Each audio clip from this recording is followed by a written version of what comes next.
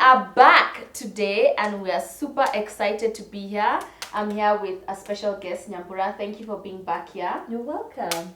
So it's so exciting. We're starting what we're calling the fireside finance chats, and we actually have a fire here. So that's great. Amazing, yeah. These are basically chats that will cover everything finance, savings, money, investments. So Nyambura, you represent everybody out there who has questions to do with the financial world, savings, investments, how to make the most of the money that's in their pocket right now. And if you want to know how to make the most of the money that comes into your hands, these are the chats for you. So do stick around. So you always emphasize on investing. And I want to know, if I'm saving faithfully, am I doing enough? That's a very good question, and I'm glad that you asked that first, because I do emphasize investing, not just saving. And by saving, what I mean is just putting away a percentage of your income for the future, which is important. Living below your means and being prudent, putting away a percentage. We can't dictate the percentage, but as much as you can for the future is important. But that's where most people stop. And they don't go, they're ignorant about the investment tools and options that are out there for them. I know many people come to me for advice, when I'm out there, and they'll ask me, what do I do? And most times my first question to them is, are you saving? They'll tell me yes. I ask them, where are you saving? And more often than not, the answer is in a bank, a savings deposit probably. And my next question is always, what's the interest on that savings deposit account? How much interest are you earning on the money you're putting in there? And surprisingly, many people don't know. They just assume that if they're putting it in a savings deposit in a bank, then the bank is doing as much for them as possible, and they're earning a good amount of interest. And the ones who know will tell me, 3%. Let me expound on why that may not be the best option for you. So the inflation rate right now in the country is about 5%. And it's an annual inflation rate. And for those who don't know what inflation is, it measures the rate at which prices in general are increasing in the country, yes, over the year. Okay. So if you have 1,000 shillings in your pocket and it can buy you a certain amount of goods and services, at the end of the year, you need 1,000 shillings and 50. 5% of 1,000 is 50 shillings. You need an additional 50 shillings to buy that same amount of goods and services that you could afford for 1,000 shillings before, right? So the money in your pocket right now, its purchasing power is decreasing by 5% per year. At the same time, the 1,000 shillings that you're saving in a bank savings deposit account is earning you, let's say, even 3%. That means at the end of the year, that 1,000 shillings has grown by 30 shillings, right? So your money is growing by 30 shillings, but its purchasing power is falling by 50 shillings in that year, right? So in real terms, you're actually negative 20 shillings.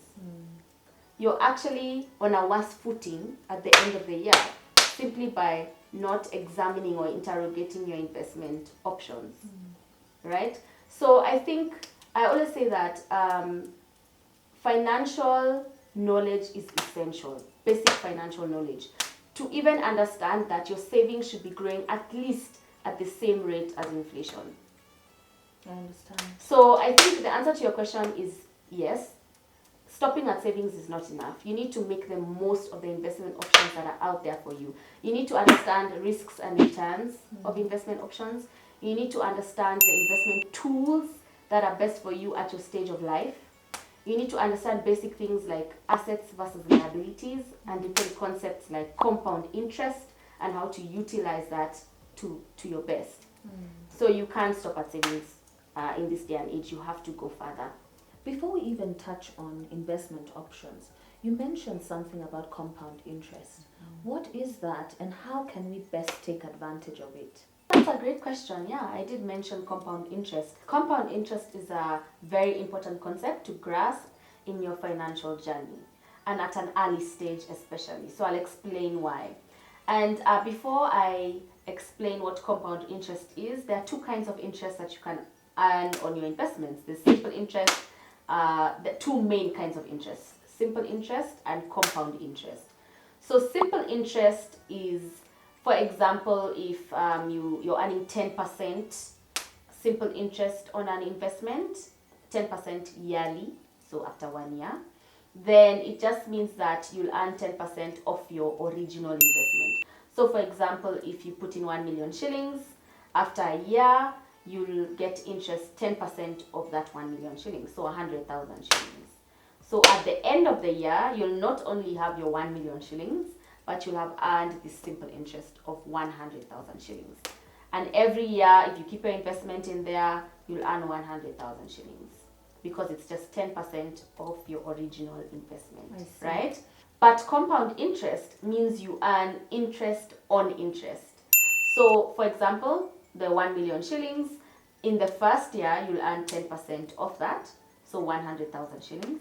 But in the next year, you'll also earn interest on the 100,000 shillings, which was interest from the first year. So in the second year, you'll have 1 million shillings plus 100,000 shillings plus 10,000 shillings, which is 10% of 100,000.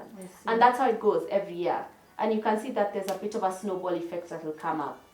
But I won't do the maths for you. There's actually a video I have where I go into the mathematics of compound interest. But for now, I think it's best to bring out the magnitude of compound interest by comparing two investments. One where there's just simple interest and one where there's just compound interest. So two ladies, each of them have 1 million shillings. And they decide, one of the ladies decides to put it in an investment scheme earning her simple interest of, let's stick with 10% annual interest. And then the other lady decides to put it in an investment earning 10% compound interest. Let's assume they forget about that investment until they retire 35 years later. The first lady who invested in the simple interest earning scheme will withdraw her money and it will be 4.5 million shillings. This is after 35 years. So she'll have earned interest of 3.5 million shillings during that time. Remember, she only invested 1 million shillings, right? The second lady will actually withdraw 28 million shillings. Wow. Can you see that difference? Yes. Same investment, 1 million shillings. Same time period. The only difference was that one was simple interest and one was compound interest. Different investment schemes. The difference between what the two investment schemes earned these two ladies during this period of time was 26 million shillings. And I always say that ignorance is not bliss when it comes to financial matters. You have to understand these things. You have to educate yourself, at least at a basic level. The price here of ignorance was 26 million shillings, you can imagine. Another top pro tip when it comes to compound interest, though I'll give examples of how you can earn compound interest and how you can manage your investments so that to ensure you're earning compound interest later on. But another pro tip with compound interest is just leaving your investment alone. So you know how sometimes you'll save, so let's say you save in a scheme which earns you compound interest, but you keep on taking money out. So you save 100,000 shillings, you take out 50, then you save 70, you take out 30. You may feel that you're replacing the money, so it's fine, but you're actually messing with the snowball effect of compound interest. And the best way to maximize on it is just to leave your investment alone as far as you can. Obviously, emergencies come up. Another thing that's really important is time. So you noticed I mentioned a long amount of time. And one thing that the reason why I emphasize learning these things early, even as a teenager or in primary school, is because time is so important when it comes to investing. Let's bring it closer to home. So not everybody has 1 million shillings. Let's even take it down to 1,000 shillings, just so that we can see the magnitude of compound interest, even with small amounts, and investing early. And this is why I care so much about teaching even teenagers, young people, how to invest and save from a young age, and just to have a business mindset.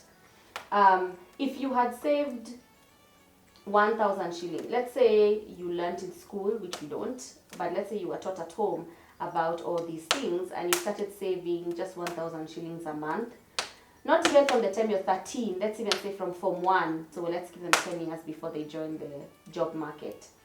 If they would maybe start a small business or from their pocket money, just 1,000 shillings a month.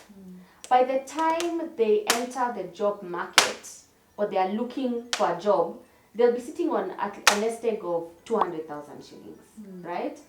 And then they won't be a desperate job seeker. They have some money, maybe they can even start a good business with that amount of money. True. And if we extrapolated that a bit and said 3,000 shillings, which is manageable, instead of going and using a lot of money out with your friends or saving some pocket money, starting a business, at the end of the month you save 3,000 shillings every month. By the time you're looking for a job, you'll have 600,000 shillings that you're sitting on. Yeah, and I'm using the 10% interest that I've used in the previous examples. So you can imagine you're sitting on 600,000 shillings and you're looking for a job. You don't even have to look for that job. You can become an entrepreneur and hire other people, and it would just make such a difference even in Kenya. True. So as I always say, it's so important to start learning and start taking advantage of investing and saving from an early age. And of course, compound interest. I notice your emphasis on saving for extended periods of time. My question is, what if I've already wasted so much time? How can I get the same results faster? I emphasize extended periods of time because time is an important factor when it comes to investing. Of course, there are tips, tools, tricks, some of them which we'll go through in this series to make the most of that time. But time is important and makes a difference. And someone once told me that a mistake that many of us make, especially young people, is comparing ourselves to older people who have the advantage of investing longer, not necessarily the advantage of even investing better. And we want to reach where they are quickly, and yet we ignore the fact that they've been investing for maybe 20 years longer than you. And I'll give another example of the two ladies. Let's assume they were both financially astute and they both chose account or investment schemes that earned them compound interest, or they managed the schemes to ensure they're earning compound interest. And one started saving 10 years later than the other. So, 10 years fly by, honestly. 1 minute you're 22, the next you're 32, you don't know where the time went. So this could happen. And at the end of the 35 years, the first lady, of course, will come out to 28 million from her 1 million shillings. But the second lady who started saving 10 years later will come out with 10.8 million shillings. You can see that difference. And just because of 10 years difference, in 10 years, the first lady earned herself 16 million shillings in interest, just because of that time difference. So it's very important to start as early as possible when it comes to saving and investing, to make the most of your investments. A lot of the times it's about patience, faithfulness, and of course wisdom in choosing which investment tools work best for you. You don't wake up fit. You go to the gym for a while or you work out for a while.